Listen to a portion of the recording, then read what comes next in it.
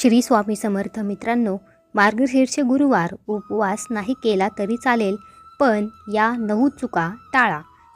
काय करावे व काय करू नये हे आपण आज व्हिडिओमध्ये पाहणार आहोत. मार्गशीर्ष महिन्यात दर गुरुवारी महालक्ष्मीचं व्रत केलं जातं.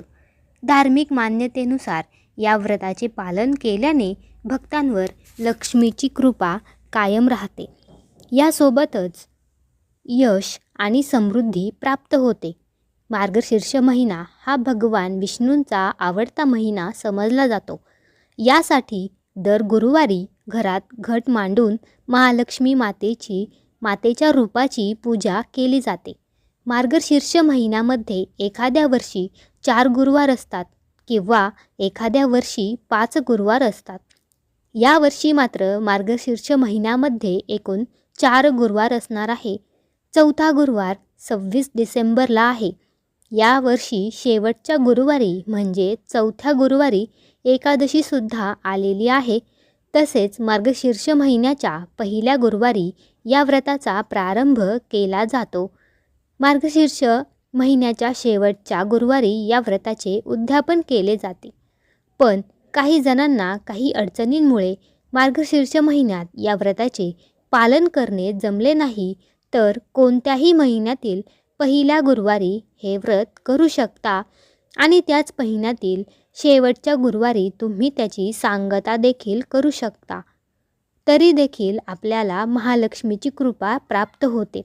त्याचबरोबर सगळ्यांना पडणारा प्रश्न, नेमकी पूजा कधी मांडावी? तर पूजेची मांडणी तुम्ही सकाळी स्वच्छ स्नान करून, पूजेची जागा स्वच्छ करून त्या ठिकाणी पूजेची मांडणी करावी. पण काही कारणास्तव तुम्हाला सकाळी पूजा मांडणी जमली नाही, तर तुम्ही कमीत कमी 12 वाजेपर्यंत तरी पूजा मांडून घ्यावी. 12 वाजण्याच्या आतमध्ये शक्यतो पूजा मांडावी. नाहीतर तुम्ही संध्याकाळी 5 ते 7 दरम्यान पूजा मांडू शकता. ही वेळ अत्यंत शुभ मानली जाते, कारण यावेळी माता लक्ष्मीच्या आगमन आपल्या घरामध्ये होत असते. पण अगदीच दुपारी 12 ते 4 या वेळेत पूजा मात्र मांडू नये.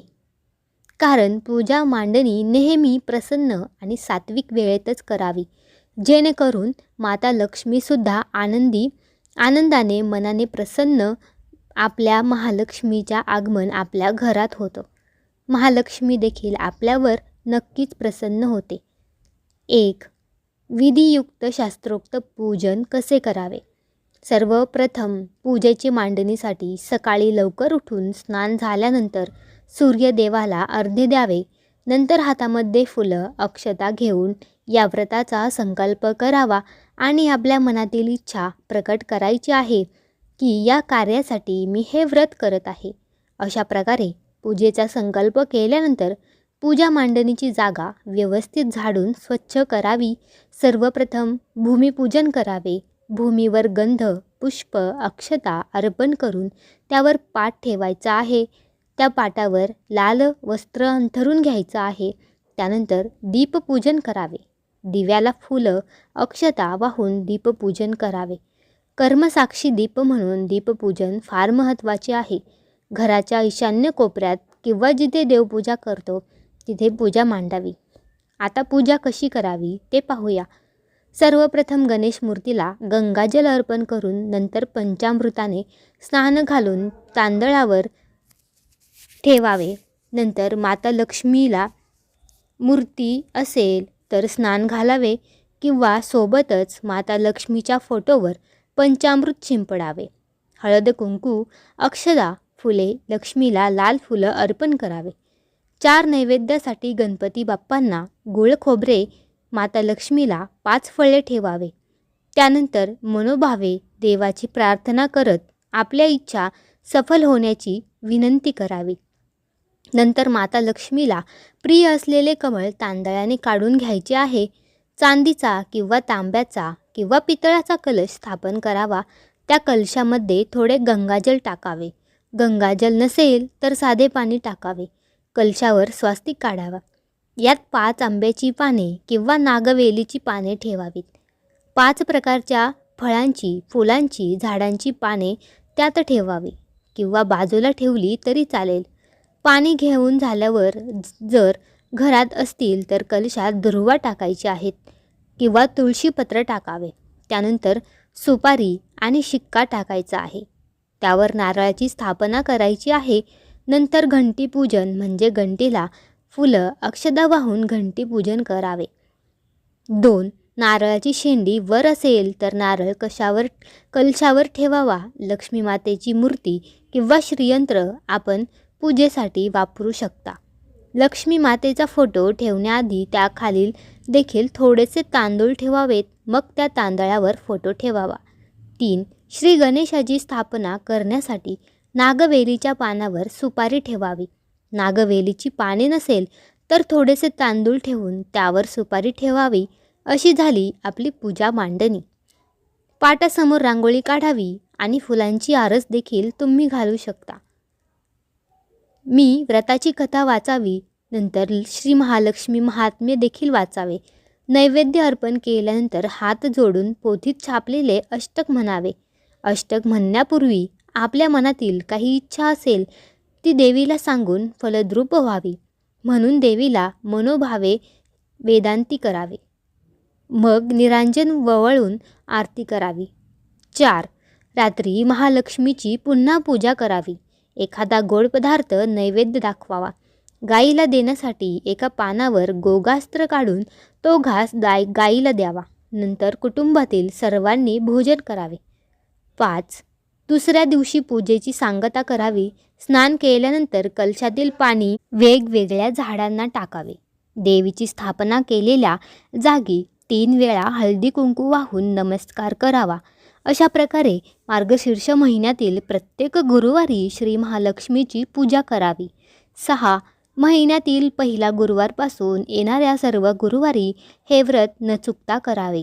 दरवर्षी हे व्रत केल्यास घरात सुख, समृद्धी, आनंद येतो. त्या घरावर महालक्ष्मीची विशेष कृपा राहते.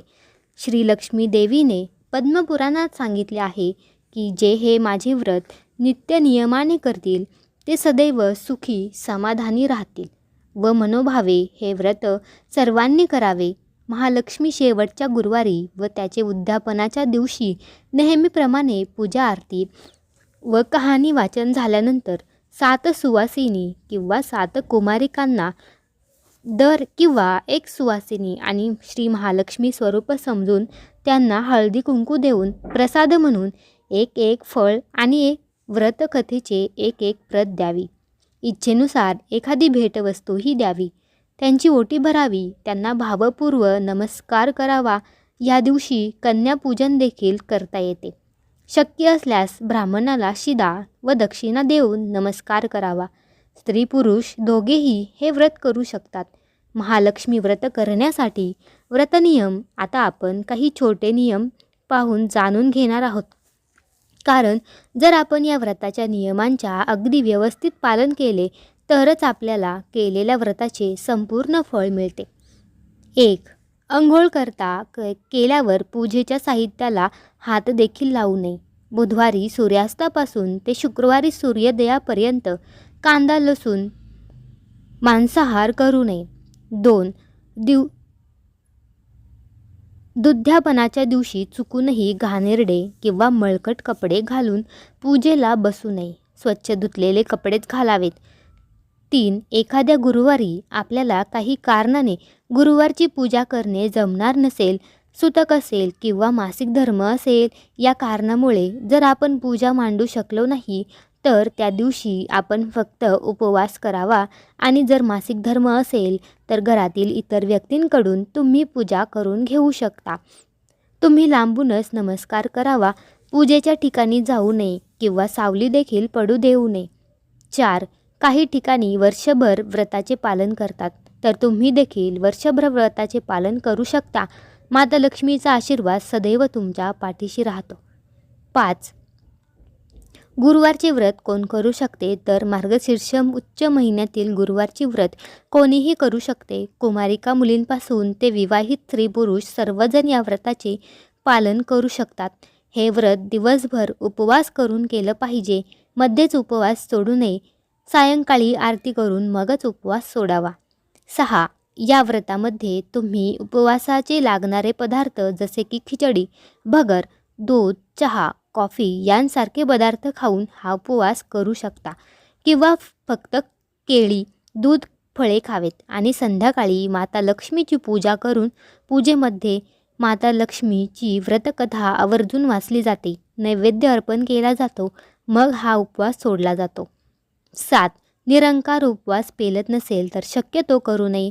व्रताच्या दिवशी उपवास करावा, रात्री भोजन करावे. पद्मपुराणांमध्ये संसारी माणसासाठी हे व्रत सांगितले आहे, त्यामुळे पती पत्नी दोघे मिळून हे व्रत करू शकता. 8.